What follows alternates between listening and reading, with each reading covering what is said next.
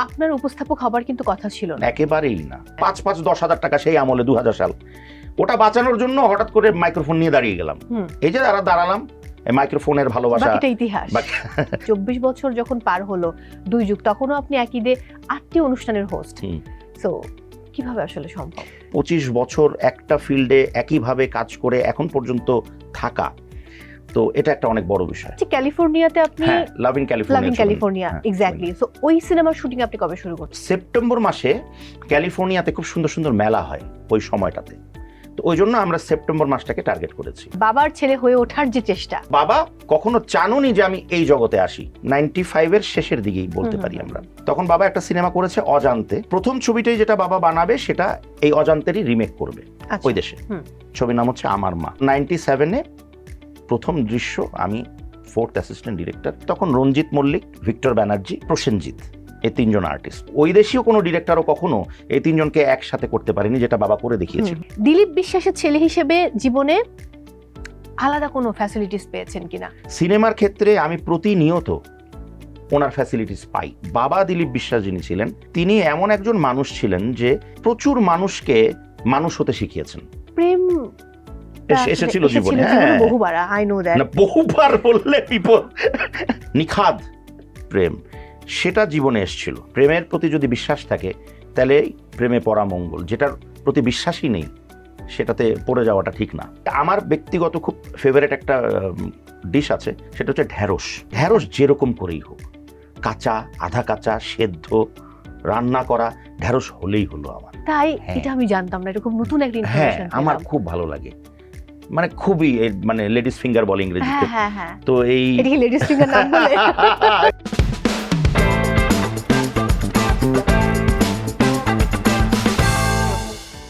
সবাইকে ওয়েলকাম করছি ICCL presence TBS স্পটলাইটের। সঙ্গে আছি মৌসুমী মৌ, আর আমার সঙ্গে আজকে যিনি রয়েছেন দর্শক, খুবই বিশেষ একজন মানুষ, এবং তার ক্যারিয়ারের রজত জয়ন্তী আজকে আমরা আড্ডার ছলে উদযাপন করব, কারণ উপস্থাপনার ক্যারিয়ারে 25 বছর পার করেছেন তিনি। এবং একটু যদি বলি, এখনো তার শো আমরা দেখতে পাচ্ছি স্ক্রিনে। সেই সাথে গত বছর যখন 2 যুগ পার করেছিলেন, সে বছর ঈদে তার একসঙ্গে 8টি অনুষ্ঠান সম্প্রচার হয়েছিল। তিনি কিন্তু কেবলই উপস্থাপক নন, তার আরও অনেক পরিচয় রয়েছে।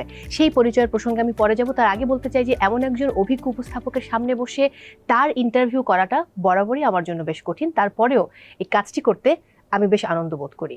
তিনি একজন উপস্থাপক, একজন নির্মাতা, একজন চলচ্চিত্র পরিচালক, একজন প্রযোজক, এবং গান গাইতে খুব ভালোবাসেন। আর তার উপর সবসময় একটা লাইন আমি কোট করে বলি যে তার উপর একদম নিশ্চিন্তে বিশ্বাস করা যায়, কারণ তিনি হচ্ছেন আমাদের দেবাশিস বিশ্বাস। দাদা, কেমন আছেন? খুব ভালো, খুব ভালো। Thank you so much for very very nice introduction. Thank you দাদা, অনেকদিন পর আবার দেখা হলো।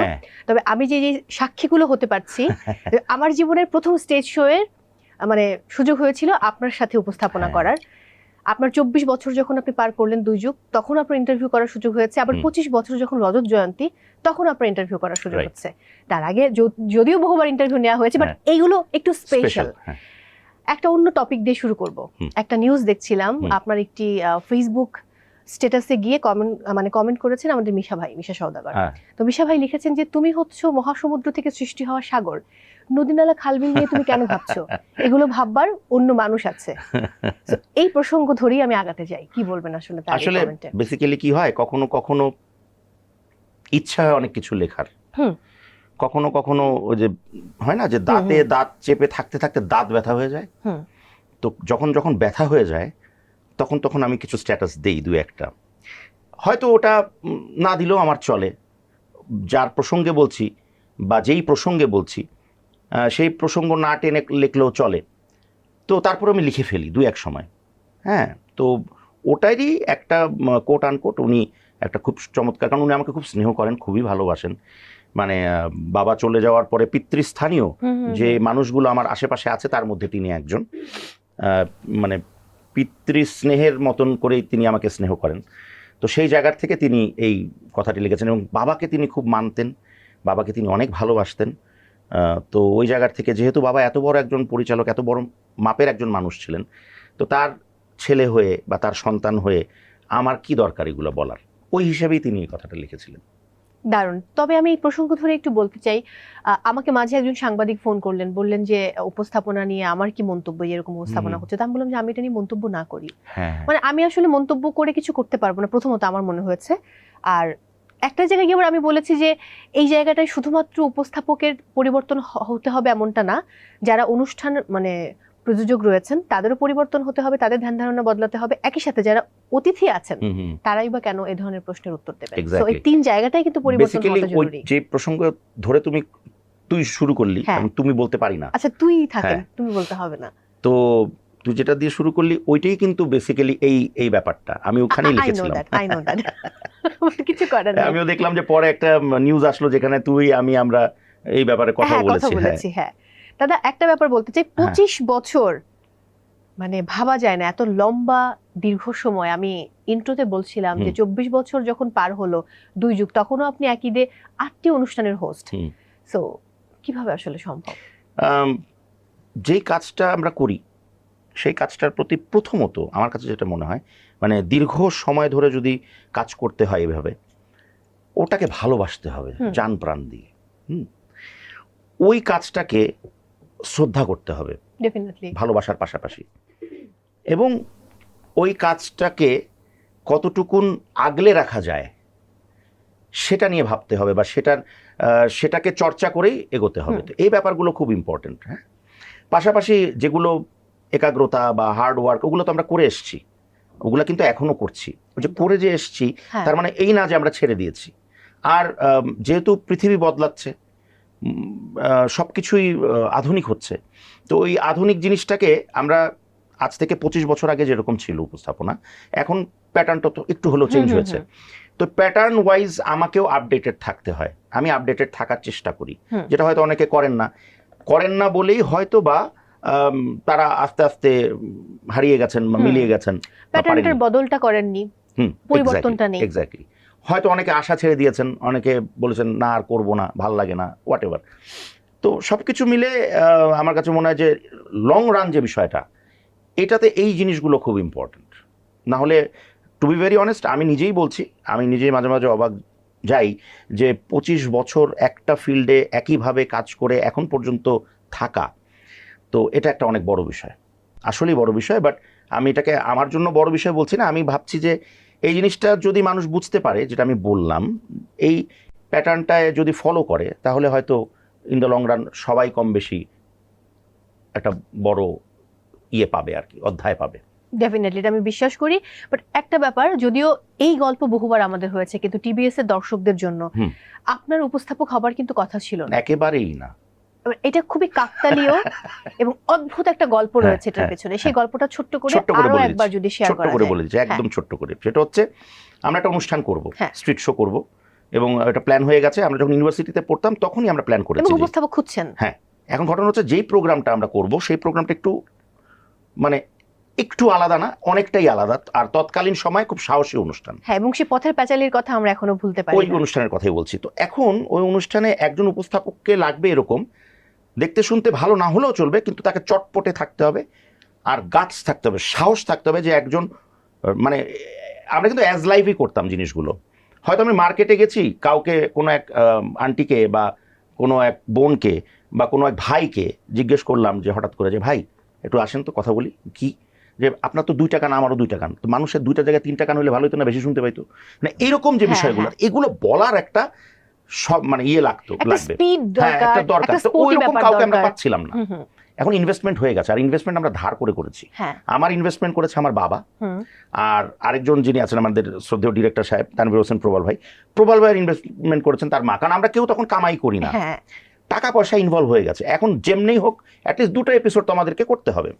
রাতের বেলায় পরের দিন শুটিং, তখন পর্যন্ত আমরা খুঁজে পাইনি। হঠাৎ করে প্রবাল ভাই আমাকে বললো যে একটা কাজ কর না। আমি তো বুঝে গেছি, না আমি পারবো না। বলে আরে 2টা এপিসোড, তারপর একটা পরে দেখা যাবে। মানে তারও কোনো আস্থাই ছিল না আমার উপরে, আমার নিজেরও ছিল না। এখন ওই যে টাকা বাঁচানোর জন্য 5-10 হাজার টাকা, সেই আমলে 2000 সাল, ওটা বাঁচানোর জন্য হঠাৎ করে মাইক্রোফোন নিয়ে দাঁড়িয়ে গেলাম। এই যে দাঁড়ালাম, মাইক্রোফোনের ভালোবাসা, ইতিহাস। ওই মাইক্রোফোন আমাকে ছাড়েনি। ছিল প্রথম দিকে কোনো টেলিভিশনে শোটা নিচ্ছিল না, ওখানে তখন তৎকালীন সময়, এখন তো অনেক চ্যানেল, তৎকালীন সময় 3টে চ্যানেল ছিল, তো 2টো চ্যানেল রিজেক্ট করে দিল একদম। রিজেক্ট মানে অপমান করে ছেড়ে দিল আর কি, যে এটা একটা বেয়াদব অনুষ্ঠান, মানুষকে এরকম হেয় করা অনুষ্ঠান, হ্যাঁ, মানুষকে নিয়ে এরকম ছলনা এই সেই অনেক কিছু বললো, আমরা শুনলাম। থার্ড যে চ্যানেলটা, সেই চ্যানেল, যে চ্যানেলে বাকি সময় ধরে প্রচার হয়েছিল, তারা একদিন আমাদেরকে ডাকলেন। আমি প্রবল ভাই করলাম, আপনি যান, আমি যাবো না, আর অপমান সহ্য হয় না, গিয়ে তো ডাইকে এটাই বলবে। বলে না না চল একসাথে, আমি একা কেন অপমানিত, মানে সেও জানে যে আমরা অপমানিত হওয়ার জন্য যাচ্ছি, যে পরে আমরা গেলাম। তারপরে তো ডেকেছে, ডাকার পরে আমাকে বললো, তৎকালীন ওখানে উনি মানে নন বেঙ্গলি ছিলেন, উনি একজন ইংরেজ ছিলেন, ওনার নাম ছিল সাইমন রিং। উনি এখন পরকালে আছেন, যেখানেই আছেন ভালো থাকুন, তার প্রতি শ্রদ্ধা অবশ্যই। তো সাইমন রিং বলল যে আমরা অনুষ্ঠানটা ভাবছি নেওয়ার জন্য। আমি একটা প্রশ্নই করেছি যে এর আগে দুই পক্ষ এত অপমান করলো, আর আপনি একজন নন বেঙ্গলি, আপনি বাংলা বোঝেন না, এটা অনুষ্ঠানটা বাংলায় করা, আপনি কি বুঝে নিচ্ছেন? তো প্রবাল ভাই আবার আমার হাতটা চেপে ধরেছে, এত কথা বলিস কেন, নিতে দে না। না না জানতে হবে তো। তো বললো যে আমি যখন টেলিভিশনে এই প্রোগ্রামটা মানে দেখছিলাম আর কি, তো আমার ড্রাইভার এসে আমাকে গাড়ির চাবিটা দিয়ে চলে যাচ্ছে ছুটি। সে তাকিয়ে দেখে, আরে ও দেখে মজা পাচ্ছে, হাসছে, চলে গেল। আমাকে চা দেওয়ার যে লোকটা, সে আসে, সে দেখে, সেও মজা পায়। আমার যে ম্যানেজার, যে শিক্ষিত মানুষ, সে মানে অনেক পড়াশোনা জানা লোক, সেও আসে, সেও দেখে, সেও মজা পায়। তখন সে বুঝলো যে এটা সবার জন্য একটা মজার অনুষ্ঠান, এটা আমাদের লাগবে। এই অবজারভেশন দিয়ে কিন্তু সে অনুষ্ঠানটা নিয়েছিল। দারুণ। তারপর তো পথের পাঁচালীর কথা আমি সবসময় বলি যে হ্যাঁ, এই অনুষ্ঠান আমাদেরকে পথে নামিয়ে ফেলে যখন আমরা আসলে শুনি। একটু সিনেমা বানানোর গল্প শুনবো, শুরুটা পরে শুনি, আগে একটু রানিং গল্পে যাই। আমার যতটুকু আমি জানি যে 5টি সিনেমা তো ডান, আমরা দেখে ফেলেছি বড় পর্দায়। একটি সিনেমা শুটিং 70% কমপ্লিট হয়েছে, আরেকটি হচ্ছে ক্যালিফোর্নিয়াতে, আপনি love in California, exactly. So ওই সিনেমার শুটিং আপনি কবে শুরু করছেন? আচ্ছা, লাভ ইন ক্যালিফোর্নিয়ার শুটিং আমি করছি হচ্ছে সেপ্টেম্বর মাসে, কারণ আমাদের ওই সময় ওই শুটিং এ মানে আমাদের সিকোয়েন্সের ডিমান্ড অনুযায়ী আমার একটা মেলা লাগবে। আচ্ছা, ওই মেলাতে আমরা শুট করতে চাই, মানে লাগবেই।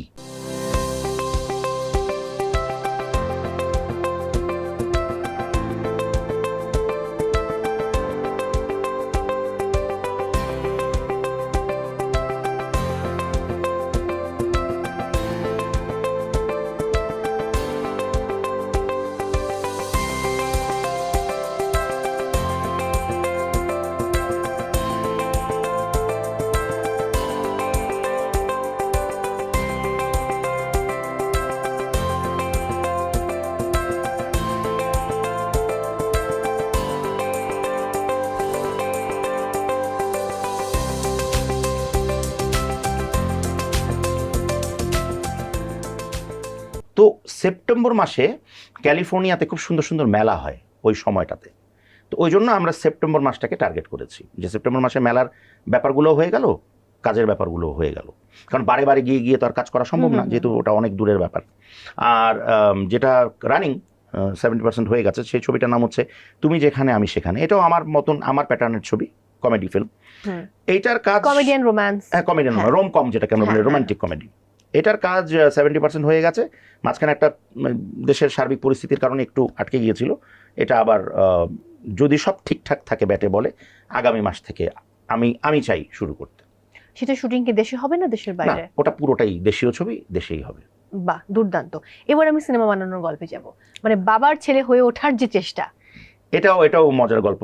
এটার গল্পটা হচ্ছে আমাদের ফ্যামিলিতে, মানে বাবার দিককার ফ্যামিলির ম্যাক্সিমাম হচ্ছে ডক্টর। আমারও ইচ্ছা জাগলো যে ডক্টরই হব।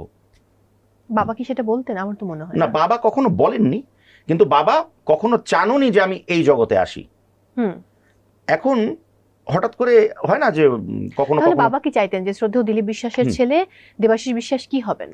বাবা একটা কথা বলতেন যে এই জগৎটা এত স্ট্রাগলের, এত কঠিন, এত কষ্ট, যেটা আমি করেছি, আমি চাই না আমার সন্তান করুক, কষ্টটা করুক। মানে এত কষ্টের বিষয়ে তার ছেলেকে সে দেখতে চায় নাই আর কি। তো যাই হোক, তো হঠাৎ করে আমার মনে হলো যে আচ্ছা একটু কাজ, মানে একটু করে আগ্রহ জন্মালো। তখনও ওই ইউনিভার্সিটিতে পড়ি, ওখানে আমি গান গাই, নাটক লিখি, অভিনয় করি, হ্যাঁ, তো ডিরেকশন দিই। তো মনে হলো যে আচ্ছা একটু করি কিছু একটা। তো বাবাকে বললাম, বাবা তো একদম না। তখন দেখলাম যে বাবার সবচেয়ে দুর্বল জায়গা হচ্ছে আমার মা। মা যদি বলে বাবাকে, আর মার দুর্বলতার জায়গা দুটো, হ্যাঁ একটা দিকে বাবা, একটা আমি, হ্যাঁ একমাত্র সন্তান। হ্যাঁ। তো মার দুর্বলতার সুযোগ আমি দুদিক থেকেই নিলাম। আমি মাকে বললাম যে মা বাবাকে বলো না একটু। তো বাবা মাকে মা বাবাকে মোটামুটি ওভাবে কনভিন্স করে ফেললেন। হ্যাঁ, তো কনভিন্স করলেন। বাবা বললেন যে ঠিক আছে, ছোট কাজ তোমাকে একটা দিই, এটা করে দেখাও আমাকে, আমি তোমাকে দেখিয়ে দিই কি ব্যাপার। সেই সময় বাবা একটা রিমেক করছিলেন একটা সিনেমা।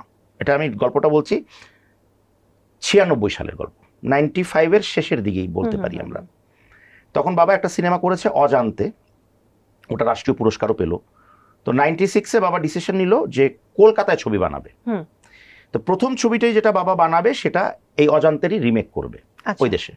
ছবির নাম হচ্ছে আমার মা। তো বাবা বললেন যে তুমি এই কাজটা করো। কি কাজ? এটাকে শর্ট ডিভিশন বলি আমরা। পুরো ছবিটা, তখন তো ভিএচএস এর যুগ, ভিসিআর এর যুগ। তো ভিসিআরে আমাদের যে ছবিটা অজান্তে, ওটা আমাকে দিয়ে দিল, রুমে যাও, তোমার 1 মাস সময় দিলাম, পুরো ছবির শর্ট ডিভিশন আমাকে করে দিবা। শর্ট ডিভিশন হচ্ছে যে কোনটা একটা সিকোয়েন্সের কোনটা ক্লোজ শট, কোনটা মাস্টার, হ্যাঁ, কোনটা বিগ ক্লোজ আপ, এগুলো আমাকে দেখিয়ে দিয়েছেন।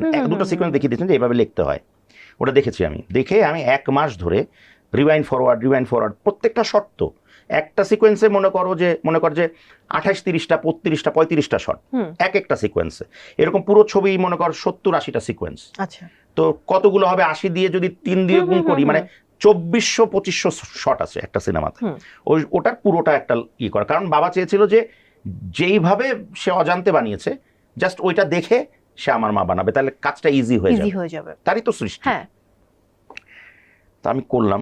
করার পরে বাবা, আমার মনে আছে, ওটা পুরো ছবি চালিয়ে দেখেছে আমি পেরেছি কিনা। তো 2500 শটের মধ্যে আমার ডিভিশনে 150 থেকে 100টা ভুল ছিল, বাকিগুলো ঠিক ছিল। তো বাবা তারপরেও বললো যে না, 50 থেকে 100টা ভুল 2500-র মধ্যে ঠিক আছে, 2400টা ঠিক আছে। তো ঠিক আছে, ইউ ক্যান জয়েন। কিভাবে? As a 4th assistant director. তো ভালো কথা, স্টার্ট হলো। কোথায়? তাও আবার কলকাতায়, এই দেশে না কিন্তু। আমার স্টার্ট কিন্তু হয়েছিল ওই দেশে। এদেশে টুকটাক একটু বাবার সাথে অজান্তেতে একটু কাজ করেছিলাম, বাট ওটাকে আমি কাজ বলবো না, ঘুরেছি ফিরেছি আসলে বেসিক্যালি। তো 97-এ প্রথম দৃশ্য, আমি 4th অ্যাসিস্ট্যান্ট ডিরেক্টর, খুবই উত্তেজনাকর অবস্থা।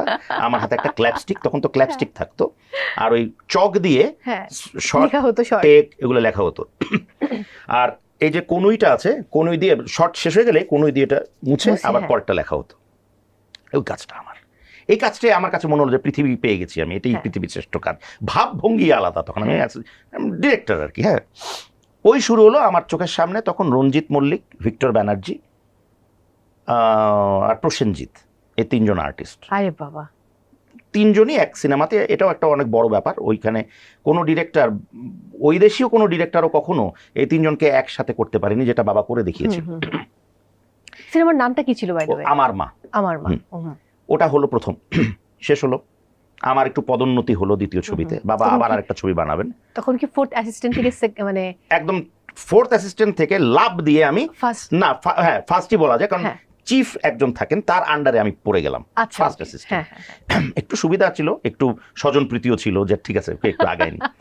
তো বাবা একটু আমাকে করে দিয়েছেন। তো আমি কি করতাম আসলে বেসিক্যালি, আমি অনেকে দেখতো যে এই ছেলে কি করে, কিছুই তো করে না, বাবার পিছে পিছে ঘুরে। আমি আসলে বাবার পিছে পিছে ঘুরতাম ঠিকই, কারণে ঘুরতাম, অকারণে না। বাবার চিন্তা, বাবা একা একা কি ভাবতো, এইদিকে তাকায় ওদিকে তাকায়, শর্টটাই আমি ওই জিনিসটা দেখেছি বাবাকে, বাবার কাছে ওটা শিখেছি, যাতে পরবর্তীতে আমি বাবার মতন কিছু একটা হয়তো যদি করতে পারি তো করলাম। চিফ অ্যাসিস্ট্যান্টের সাথে কাজ করতে করতে মোটামুটি বাবার খুঁটিনাটির চেষ্টা করলাম বোঝার, মোটামুটি বুঝলাম। এবং আমি যে বুঝে গেছি বা আমি যে পারবো পরবর্তীতে, এটা বাবাও বুঝলেন। তখন বাবা, আমার মনে আছে, কলকাতা থেকেই আমি তখন ঢাকায় চলে এসেছি, কারণ আমার আবার এখানে 2-1টা প্রোগ্রামের কথাবার্তা তখন চলছে। তখনও কিন্তু পথের পাঁচালী আসেনি, তার আগেও 2-1টা প্রোগ্রাম নিয়ে কথাবার্তা চলছে। তা আমি চলে আসলাম। আসার পরে বাবা বললো যে একটা নাম মাথায় এসছে, এই নামটা রেজিস্ট্রেশন করো। আমি তো আর জানি না, আমি বাবার নামে নামটা রেজিস্ট্রেশন করতে গিয়ে করছি, বাবা যে তোমার নামে রেজিস্ট্রেশন, বললেন না তোর নামে করতে হবে। আমার নামে? বলে আমি ঢাকায় আসি বলছি। তো ঢাকায় এসছে বাবা, এসে আমাকে বললো যে তুমি দাও, ইন্টারভিউ দাও, ডাইরেক্টর অ্যাসোসিয়েশনের মেম্বার বানাই দিই তোমাকে। তো তো আমি ডায়েট অ্যাসোসিয়েশনের ইন্টারভিউ দিলাম, বেশ তৎকালীন সময় বিজ্ঞ আমজাদ হোসেন সাহেব, হ্যাঁ, তারপরে অনেকে আজিজুর রহমান সাহেব, বাঘা বাঘা লোকজন আমার সামনে বসে আছে, সারা জীবন আমাকে হাফ প্যান্ট অবস্থায় দেখেছে, আমার কাকারা, কিন্তু ওই সময় তো ওনারা আমার কাকা নন। তো বিভিন্ন রকম প্রশ্ন করলেন, তো দুই একজন বললেন যে দিলীপের ছেলে, তো দুই একজন আমার বাবার সিনিয়র ছিল, তারা আর কি বাবাকে নাম ধরে ডাকতেন, তো দিলীপের ছেলে তো, ওরে আটকানো যাবে না, দিয়ে দাও। দুই একজন একটু চেষ্টা করেছিলেন আমাকে একটু আটকানোর জন্য, মজা করে, তারপর আমাকে দিয়ে দিল। আমি ডায়েট অ্যাসোসিয়েশনের মেম্বার হয়ে গেলাম, সহকারী মানে মেম্বার আর কি, সহযোগী মেম্বার। এরপরে আমার জীবনে পথের প্যাচালি আসলো। পথের প্যাচালি আসার পরে একটা পর্যায়ে আমরা সিজন 2 করব, মানে একটা ব্রেক নেব। ওই সময় বাবা বললেন যে এখন দিস দ্য রাইট টাইম, এখন ছবিটা আমরা বানাই।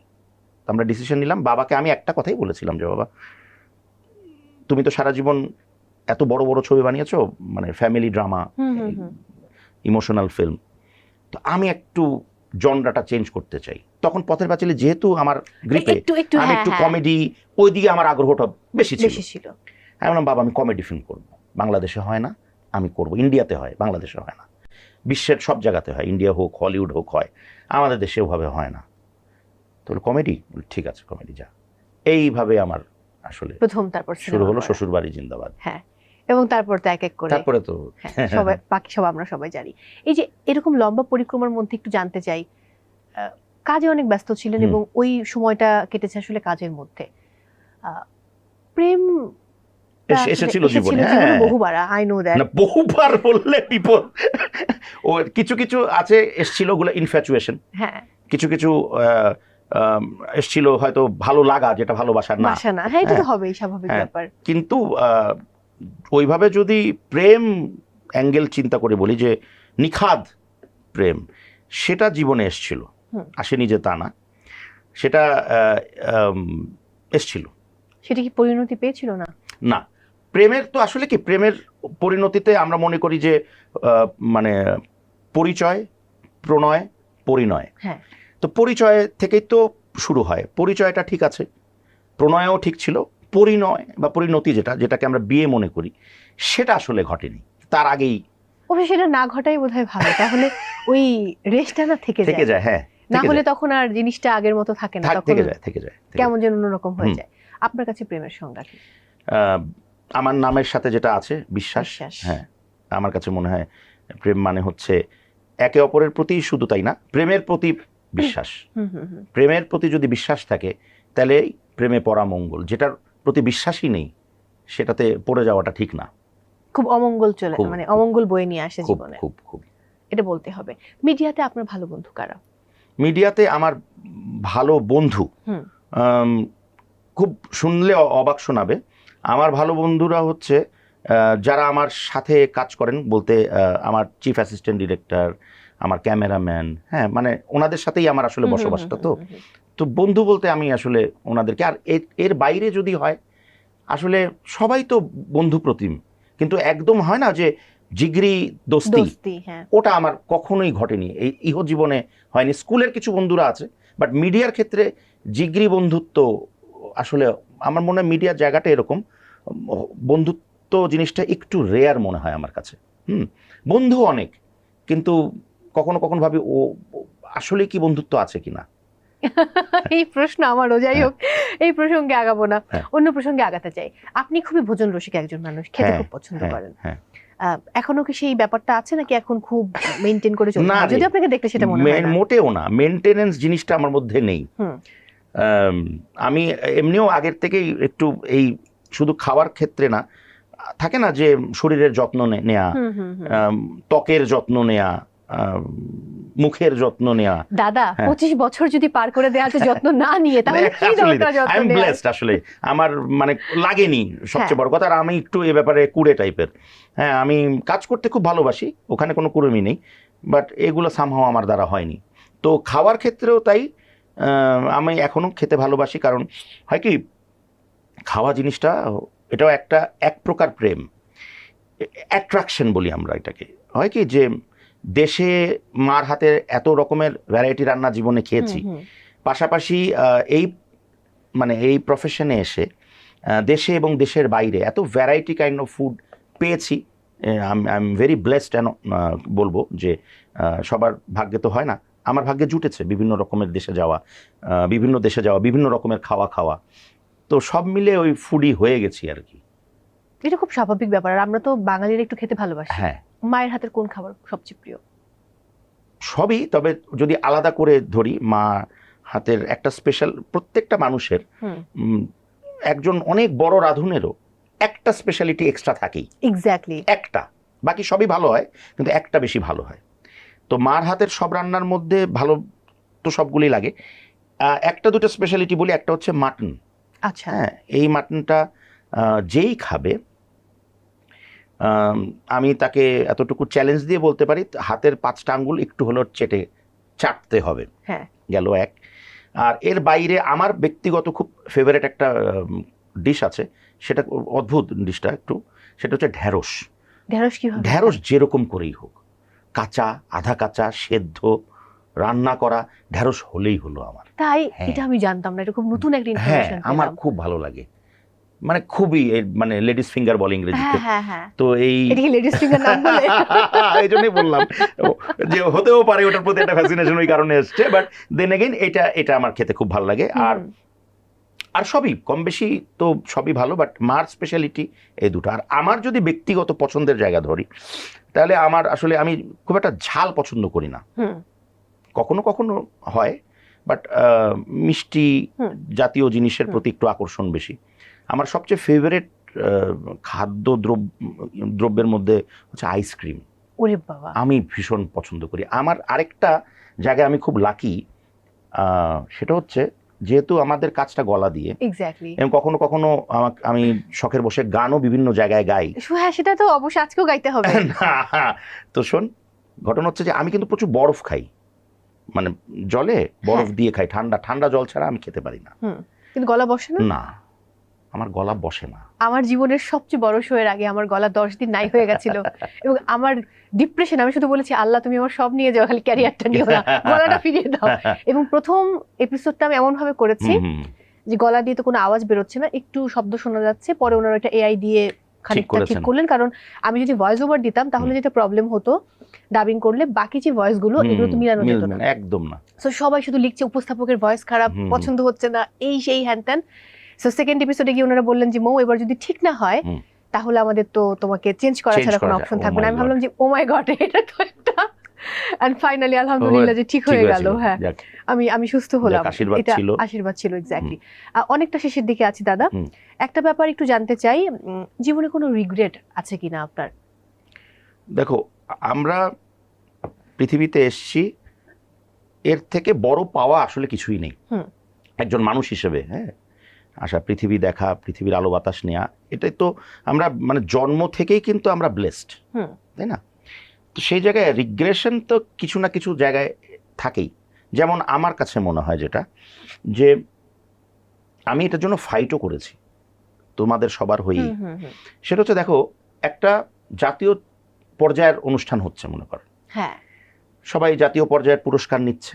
নট অনলি জাতীয় পর্যায়ের অনুষ্ঠান, বড় বড় বিগ জি শো গুলো হয়, অ্যাওয়ার্ড শো ভুলে যা। হ্যাঁ, আমি জাতীয়তে গেলাম, জাতীয় পর্যায়ের পুরস্কার হচ্ছে, আমরাই হোস্ট করছি, কিন্তু আমাদের এটা যেটা এত বড় শিল্প, উপস্থাপক আমরা যারা আছি, তাদের কোনো জাতীয় স্বীকৃতি নাই জাতীয়ভাবে। কিন্তু আমাদের অনেক অ্যাওয়ার্ড আছে, কিন্তু আমরা বুকে হাত দিয়ে বলতে পারবো না আমাদের কোনো জাতীয় স্বীকৃতি আছে না, কোনো অ্যাওয়ার্ডই নেই আমাদের জাতীয়ভাবে। তো আমার রিগ্রেশনের জায়গাটা জাতীয় পর্যায়ে আসলে, যে আমরা তো এটা একটা এত বড় শিল্প, যেখানে আমরা এত বছর কাজ করেছি, তোরা করছিস, আগামী প্রজন্মও করবে, তো এই জায়গায় কেন জাতীয় স্বীকৃতি নেই? আমার এই রিগ্রেশনটা আছে। এটা আমার একার না, মানে আমি সামগ্রিক। এবং থ্যাংক ইউ যে আপনি আমাদের সবার হয়ে কথাটা আজকে তুললেন। আমার মনে হয় যে এটা যারা কর্তৃপক্ষ রয়েছে, যারা আসলে খুবই দায়িত্বশীল পদে আছেন, তাদের এই ব্যাপারটাতে একটু নজর দেওয়া উচিত, যে একজন উপস্থাপক একটি অনুষ্ঠানের প্রাণ, অনুষ্ঠানটা জমিয়ে ফেলেন কিন্তু উপস্থাপক, অবশ্যই বাকি সবাই খুবই গুরুত্বপূর্ণ, বাট উপস্থাপককে কিন্তু আপনি একদম শুরুতে উপস্থাপক আসেন, সবার শেষে তিনি যান, এবং সবকিছু তার নখদর্পণে থাকে। আর যারা আমরা প্রফেশনাল, তাদেরকে না আপনাকে কোনো স্ক্রিপ্ট দিতে হয়, না না আপনাকে কোনো রিহার্সেল না করাতে হয়, কিছু লাগে না, আপনি অনেক বড় তারকা দিয়ে হোস্ট করাচ্ছেন, সে তারকাদেরকে কিন্তু সবকিছু সব পড়িয়ে পড়িয়ে, রিহার্সেল করিয়ে পড়িয়ে শিখিয়ে, prompt হ্যাঁ। করে দেন আপনি হোস্ট করাচ্ছেন। সো এটা নিয়ে আমারও অনেক দুঃখবোধ আছে, বাট ইটস ওকে, কিছু করার নেই। দাদা, দিলীপ বিশ্বাসের ছেলে হিসেবে জীবনে আলাদা কোনো ফ্যাসিলিটিস পেয়েছেন কিনা? আচ্ছা, প্রথমে একটু আগে থেকে একটু ছোট্ট করে যাই। সেটা হচ্ছে যে আজকে যে টেলিভিশনে আমার অবস্থান, এটা আমার বাবা দেখে গেছেন। এই যে টেলিভিশনে যতটুকু আমি করেছি, যাই করেছি, জানি না কতটুকুন করতে পেরেছি, এ পুরোটার কৃতিত্ব আমি কাউকেই ভাগ করে দিতে চাই না, কারণ এই ব্যাপারে আমি কারোর ফ্যাসিলিটি নিইনি। এক্স্যাক্টলি। অনেক বছর পরে অনেকে জেনেছেন যে আমি ওনার সন্তান, কারণ আমি বলিনি কখনো। এবার আসি সিনেমায়। সিনেমার ক্ষেত্রে আমি প্রতিনিয়ত ওনার ফ্যাসিলিটিস পাই। কীরকম করে পাই? কোনো একটা কাজ করতে গেলাম, একজন সিনিয়র আর্টিস্ট, তুমি তো দিলীপদার ছেলে, না করবে না, না করবে না, এই একটা ফ্যাসিলিটিস। সিনেমা বানিয়েছি, রিলিজ করব, দিলীপদার ছেলে দেবাশিস নিজে একটা নাম, কিন্তু সিনেমার ক্ষেত্রে আমি কিন্তু দিলীপদার ছেলে। তো ওই জায়গাটা আমার ভালোও লাগে যে আমার মাধ্যমে বাবা এখনো বেঁচে আছেন, এই মাধ্যমে আমি চেষ্টা করি। তো ওইখানে ফুল ফ্যাসিলিটি আমি আসলে পাই, সবসময় পাই।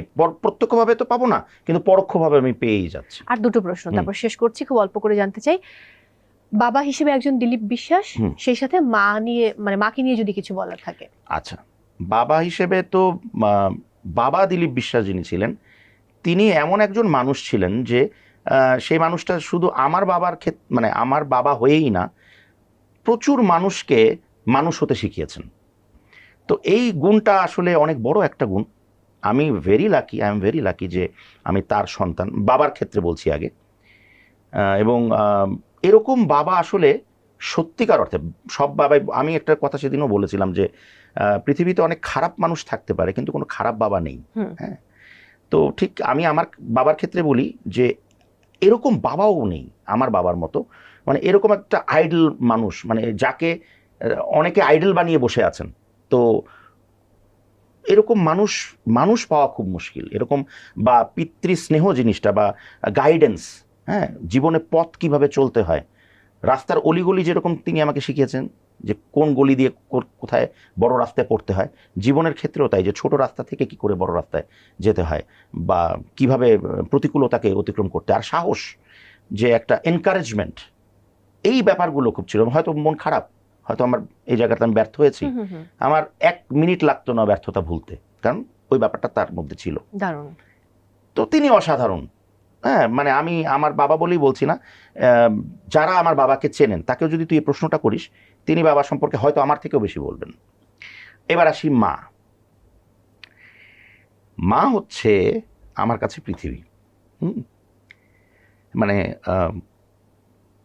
মা ব্যাপারটা আমার সাথে এভাবে আষ্টি পৃষ্ঠে আছে যে এটা বলে আমি আসলে এক্সপ্রেস করতে পারি না। হ্যাঁ, মা নামটা শুনলেই আমার এরকম অবস্থা হয়ে যায়। বুঝতে পারছি আপনি এখন ইমোশনাল, এবং মায়ের ব্যাপারে আপনি একটু অন্যরকম। হ্যাঁ, তো মা শব্দটা খুব ছোট একটা শব্দ, কিন্তু এটার পরিধি এত ব্যাপক যে এটার ব্যাপকতা পৃথিবীর সমান আমার কাছে।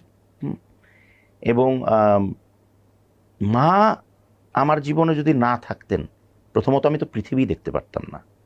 মা আমাকে পৃথিবী দেখিয়েছেন, এবং মাই আমার পৃথিবী, এতটুকু বলতে পারি মা সম্পর্কে। এর বেশি আসলে আমার বলার কিছু নাই মা সম্পর্কে। আমারও অনেক অনেক ভালোবাসা। আমাদেরকে সময় দেওয়ার জন্য অনেক ভালো থাকুন। দর্শকদের উদ্দেশ্যে কিছু বলুন। প্রথমে বলে রাখি এই মেয়েটির কথা, এই মেয়েটিকে দিয়েই আমি শেষ করতে চাই। সেটা হচ্ছে যে আমার খুব কাছের, আমার খুব প্রাণের একটা ছোট বোন। ওকে আপনারা সবাই চেনেন, জানেন, স্নেহ করেন, ভালোবাসেন। এই ভালোবাসাটা যেন ওর ক্ষেত্রে বাকি জীবনে বজায় থাকে। আশীর্বাদ করবেন, দোয়া করবেন ওর জন্য। আর আপনাদের উদ্দেশ্যে আমার একটাই কথা, যেভাবে আমাকেও ভালোবেসেছেন, আমি এই ভালোবাসাটা নিয়ে এই পৃথিবী ছেড়ে যেতে চাই। যতদিন আছি আপনাদেরকে পাশে পেতে চাই। Thank you. আবারও অনেক ভালোবাসা, সবসময় আপনাকে ভালোবাসতে চাই, এবং অশেষ কৃতজ্ঞতা এভাবে অনুপ্রাণিত করবার জন্য এবং পাশে থাকবার জন্য। দাদা, বিদায় নিচ্ছি।